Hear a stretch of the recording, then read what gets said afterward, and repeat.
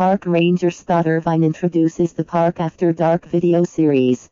He is shown from the waist up, standing in front of a white hearth. The hearth serves as a backdrop but also as a bookshelf for a couple of dozen old, leather-bound volumes and an antique clock. There is a framed print above the hearth, too, that is indistinguishable, except that it clearly is a black and white image. Irvine does not distinguish this setting in his talk, but it appears to be in a historic structure, from the type of creme to colored wood paneling on the walls. Irvine is wearing a traditional ranger uniform, with a khaki shirt that is colored. The shirt is short-sleeved and buttoned in the front, except for the top button, keeping the collar loose at his neck. The shirt has a small, rectangular, and golden name badge on the right side of it, just above one buttoned pocket, and a National Park Service badge on the left side of it, just above another matching buttoned pocket. A slight hint of the NPS Arrowhead logo is visible on his left sleeve, near his shoulder. Irvine's hair is peppered brown, white, and gray. He shaves the sides, even shorter than his beard, but on top, he lets it grow a bit longer, about the length of his full but trimmed beard. During his introduction, a dozen different images are shown intermittently on the screen while he talks. Each of these will be described briefly as they are shown on the screen.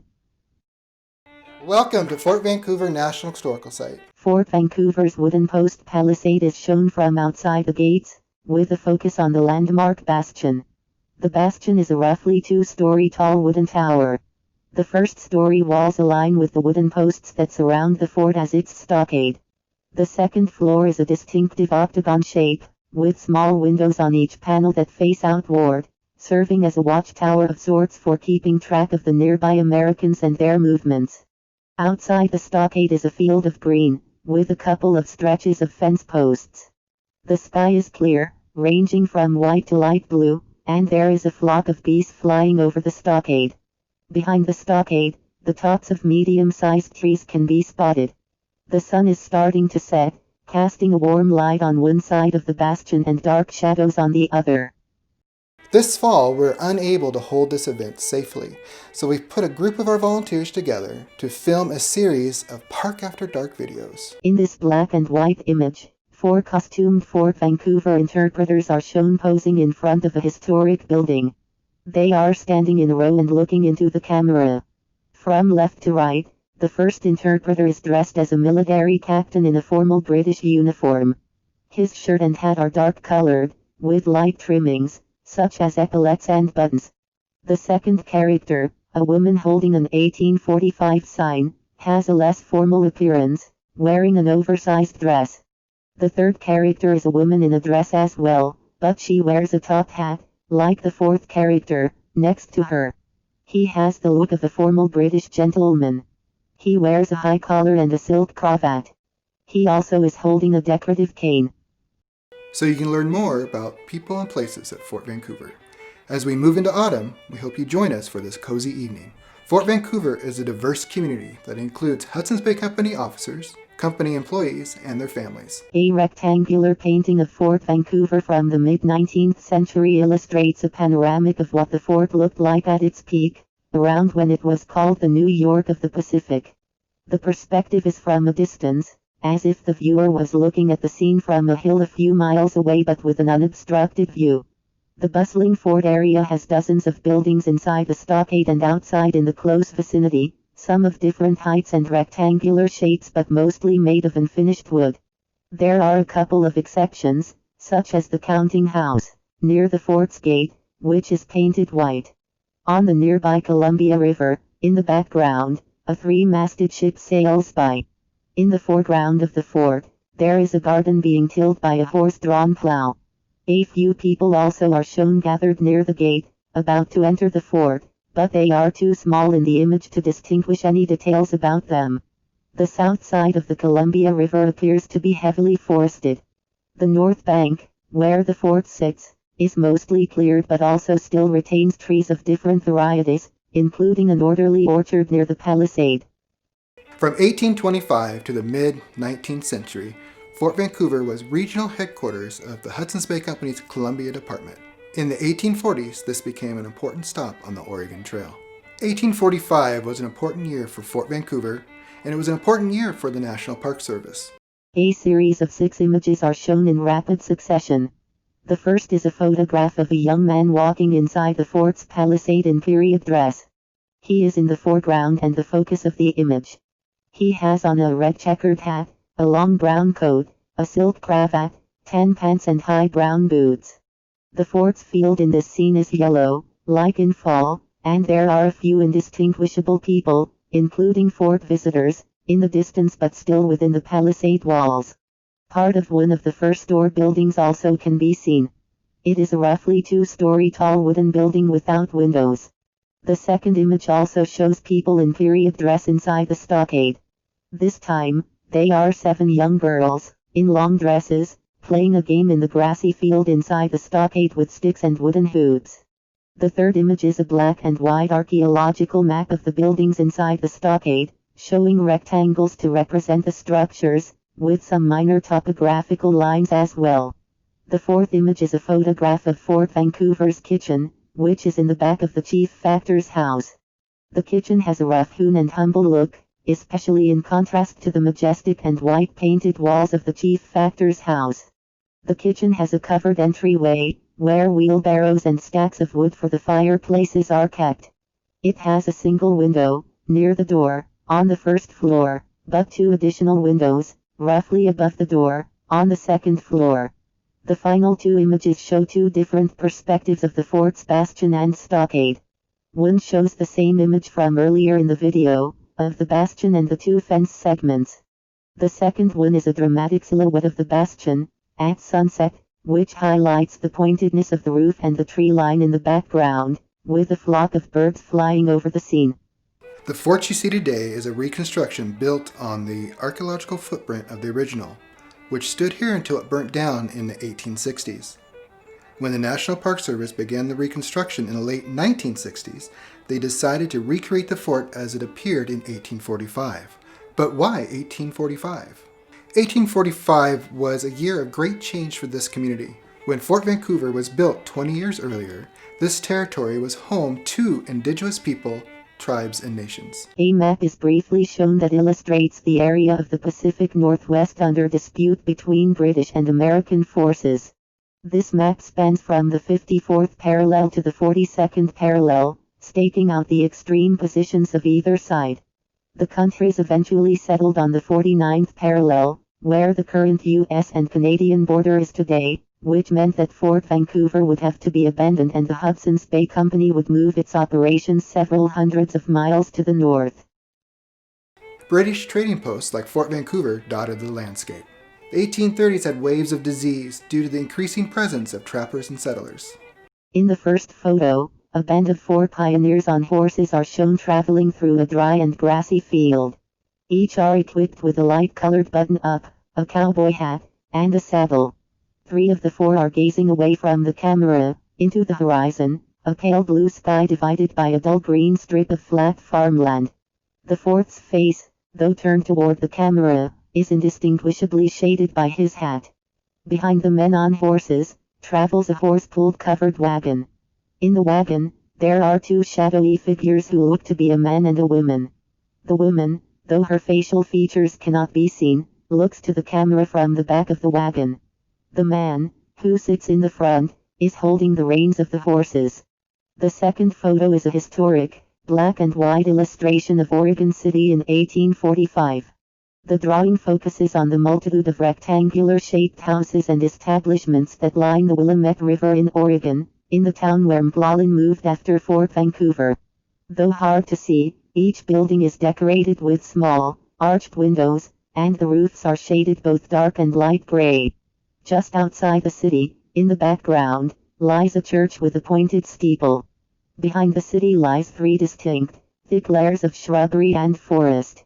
Further in the background is the faint outline of Mount Hood. The foreground of the drawing shows the banks of the Willamette River. Across from Oregon City 4 people are standing near the water, amid a few trees and bushes.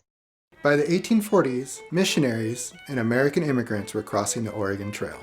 These American immigrants formed a new government south of the Columbia River and challenged the Hudson's Bay Company's influence in the Northwest. At the same time, Fur demand in Europe was on a decline, and the Hudson's Bay Company focused its attention to agricultural production. This photograph shows a man in period dress holding a plow while it is pulled through a field by two brown horses.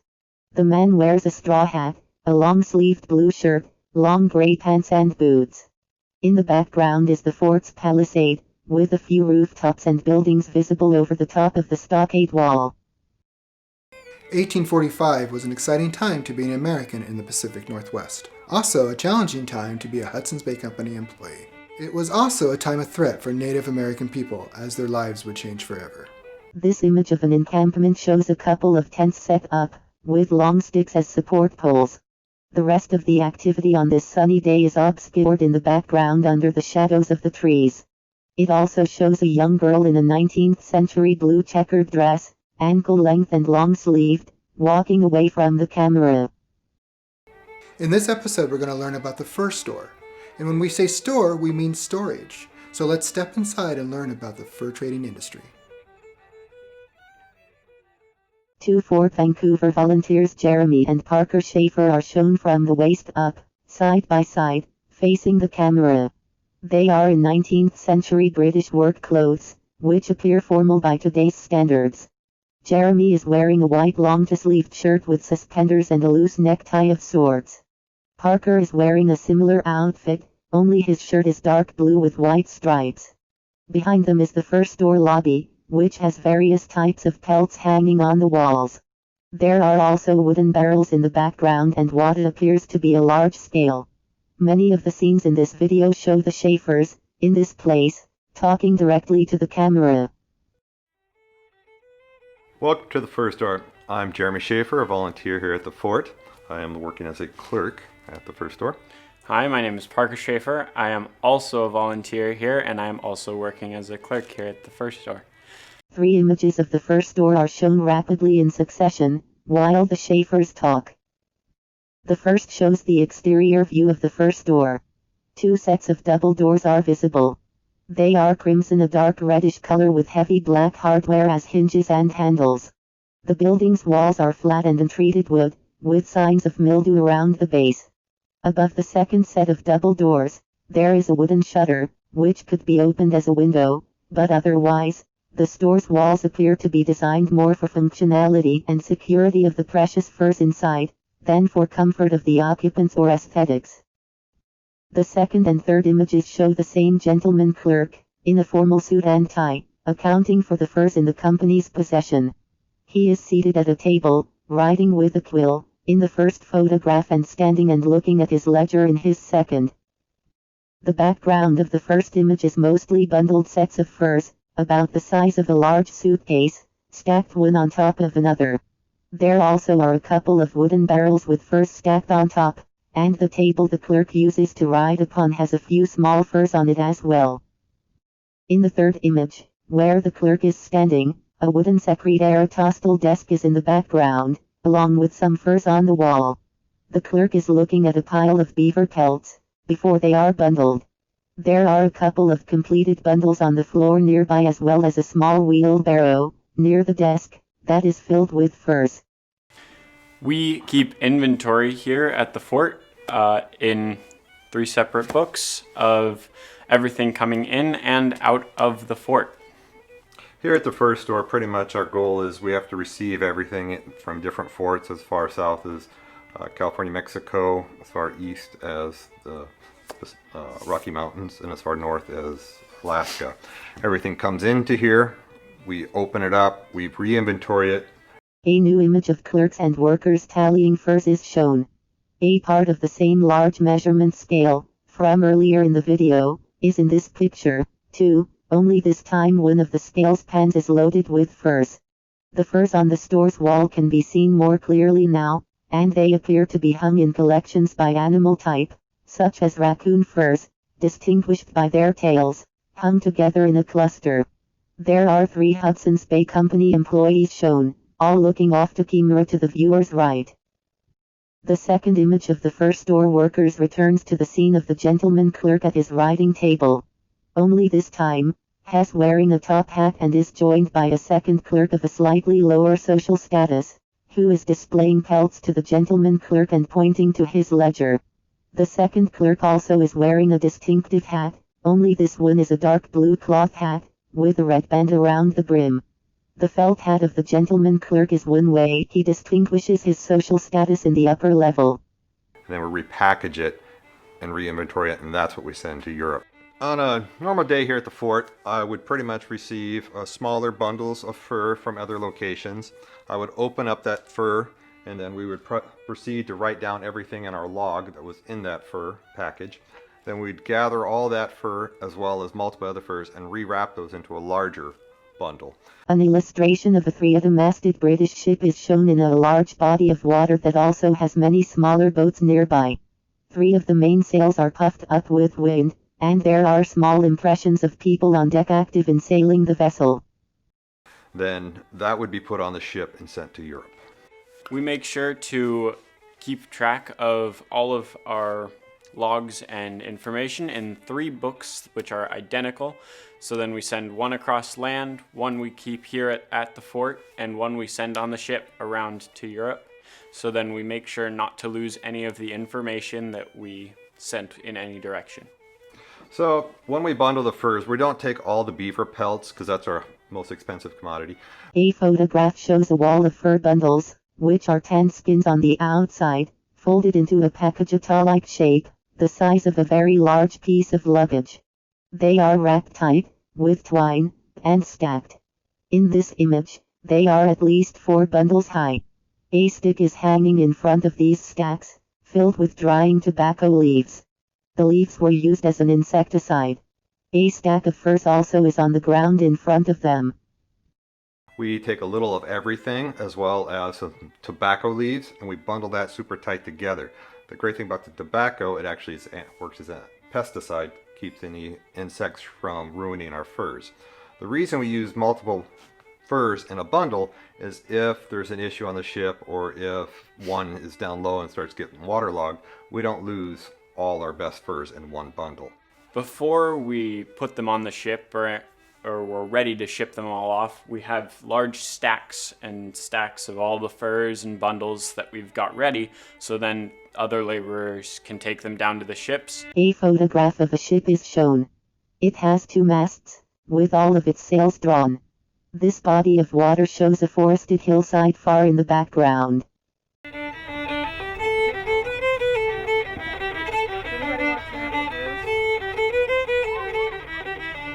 A series of wildlife photos are shown, first in a grid of 6 animal images, and then in a side-by-side photograph of a black bear in one shot and a trio of deer in the other. In the 6th image grid, the animals featured are from left to right, top to bottom: beavers, otters, wolverines, red foxes, badgers, and gray wolves. The beaver is posed on a rock, with his eyes squinted and his mouth open, as if warning intruders to not get too close. There are 3 other beavers behind him. They have brown fur that looks slicked back with dampness but not wet. The otter is swimming in water, with only the crest of its back and the top half of its head visible above the water line. It also has brown fur, only, at least in this swimming context, it looks drenched. The wolverine is crouched on a rock, looking at the camera. It looks like a small bear, with mostly black fur but also with a light brown mescal-like coloring to its face and tips of ears, with some lighter brown highlights in the rest of the fur. The red fox is turned to the viewer's left, looking off camera, which provides a full profile of animal's head, including its long snout and pointy ears. Its fur is reddish-orange fur on most of the body, but distinctly white from the chest to the mouth. The badger looks more like the beaver than the bear, although there are similarities with both. Its large ears distinguish it, plus the black and white flecking of the fur, including a white stripe that extends down the forehead to the tip of the nose. The gray wolf, in this case, looks like a thin and angry dog, not so much gray as a brindle of gray, white, and golden fur. The black bear is standing on its hind legs, in a forested area. It is looking to the viewer's right, showing a profile of the bear's long face. The bear's front paws hang limply in front of it, as it appears to be deciding what to do next. The photograph of the deers was taken in winter, with snow covering the ground, and the trees in the background missing their leaves. A male deer with a large set of antlers crowds the frame by coming to the foreground and starting right into the camera. Two other deer, without antlers, are 15 yards back, or so, watching the deer's interaction with the camera operator. So in our bundles, we have everything ranging from beavers to otters to wolverines to badgers to gray wolves and red foxes. And we wrap them all in bear fur and deer skin. The beaver felt's actually one of the most interesting ones. So that goes to get processed. Typically they pay children to pull the long guard hairs out of your beaver felt. Once all the guard hairs are removed, they then take mercury in a solution and run that over the fur to help pull all the fine hairs underneath the undercoat, and then they scrape that off the pelt. So once they get that felt from the beaver, the hatter takes that then to create the hat. This sepia-toned photograph, yellowish in color, instead of purely black and white, shows two gentlemen wearing felt top hats and suits, smiling about the day they are having together. The background is an indistinguishable forest.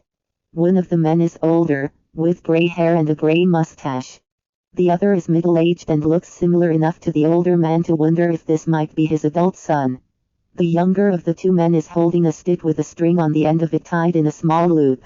It looks a bit like a makeshift fishing pole, except the string is too short to reach water at any distance. But these furs don't just show up here magically. They've got to be going through a long process and a long journey to get from where they were in the wild down to right here in front of us. As a family of a trapper, you would accompany everyone going on one long trip, and while the father or the male was out trapping, the women and children were back at camp, and they were cooking and cleaning and making sure that all the pelts and furs were in order to be dried and tanned as best they could. So earlier we talked about these books. Would you pass me one of those books? This series of 6 images portraying a trapper camp starts with a photograph of tents staked up but positioned close together in a grassy field, conveying a tight-knit community. The second image shows the same scene, only from a slightly elevated distance, showing about a dozen white canvas tents situated around a dirt path in a park-like setting, with modern roads in the background. The third photograph focuses on a collection of 4 upside-down canoes, resting in a grassy field adjacent to the tents. A British flag can be seen hoisted on a pole. The fourth image shows a trapper with a couple of bundles slung over his back, sort of like a makeshift backpack, except instead of shoot straps, a leather strap from the bottom bundle crosses the trapper's forehead. Another trapper looks over the arrangement. The fifth image shows a trapper family under one of the tents of the encampment. This family has a male adult, a female adult, and 3 children, 2 daughters and a son. They are sitting near an open fire, made of split wood. Above the fire is a lantern with a candle and a large teapot. The sixth image is a photograph of animal skins drying in the sun. They are stretched out, fur side down, on a grassy field. There also is a large blanket that has been spread out in the grass. These books are important because they show what furs came from where and which outpost they came from, what type of fur they were, and how many pounds of fur came from said outpost. It also keeps track of how many pounds of fur that we're sending off to England. The Schaefers, who are the 2 main narrators of this video, show the camera what one of Fort Vancouver's ledgers look like. From a modern viewpoint, it appears like a computer spreadsheet, only hand-drawn. Let's talk about some of the furs and what they were used for. 2 more photographs of animals are shown. The first is a new image of a gray wolf. This one is in a snowy field, and its fur is less golden than the first one. It is standing and looking at the camera. The badger image used is the same one from earlier in the video, with the animal having a white stripe down its forehead that extends to its nose. Such as the gray wolf was not a very expensive fur, but it made a great winter coat because the fur doesn't break when it freezes, unlike many of the other furs. The badger fur is used for shaving brushes and paint brushes. They were still used today. Some of the other furs, such as the mink, the silver fox, the link, were all used for women's clothing as cuffs, collars, pieces as well. A series of images illustrates the felt top hat in style in England in the mid-19th century. The first photo shows a formally dressed gentleman with a tall top hat standing on a porch and addressing a crowd of Hudson's Bay Company workers. The second is a close-up of the hat, on a table, showing its design and shape. The third image is a black and white photo of a well-dressed gentleman in a slightly more flamboyant hat, with a ribbon around the brim and a feather sticking out of the ribbon. The fourth image is a hand-drawn black and white illustration of two English gentlemen facing each other, with an emphasis on their natty suits and top hats. This looks like an image that could have been taken from a 19th century clothing catalog. The final photo in this series is a return to the fur store, only this time, wooden barrels fill the space, with furs hanging in clusters of kind from the ceiling and the back walls.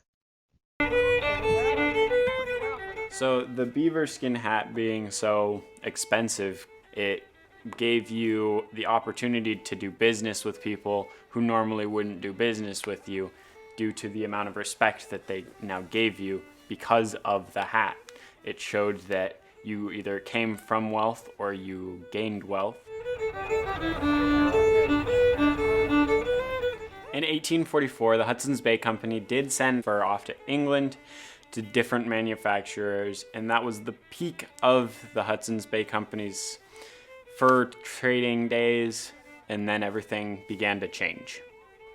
So why it changed, in 1845, the silk hat became the new fashion, which pretty much killed the fur industry here, and Hudson Bay Company did have to go into other options to stay afloat. Those other options that the Hudson's Bay Company went into were cattle, lumber, and agriculture.